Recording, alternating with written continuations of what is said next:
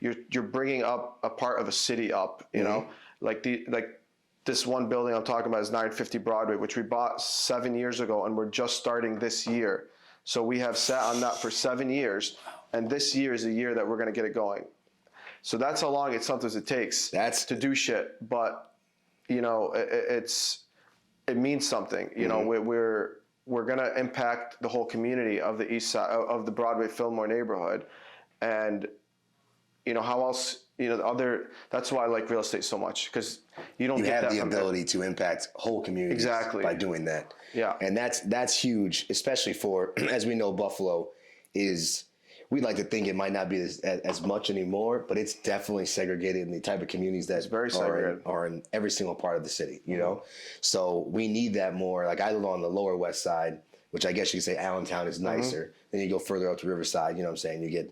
It's a lot of Spanish demographic, and then East Side Black, and you know, but we need more of that going on, you know? And I like what you said, that just like, you don't have analysis paralysis. Like someone will be, I like buying a 250 unit hotel is scary for a lot of people to just be like, all right, we'll figure it out. Right. You know? Well, that one we might have a little bit more planning, but still, we didn't fully know what we were getting into. That's still a lot. But you count on your team in that scenario. You know, like these guys have run big hotels.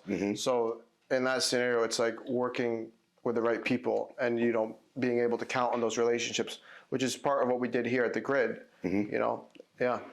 Well, you said that with the Grid, you had partners come in and like just help you guys figure out the whole process. Okay. Yeah. Well, they did a good job. Yeah. Well, I was like the lead on this project, and I was 25 years old when I started working on this project.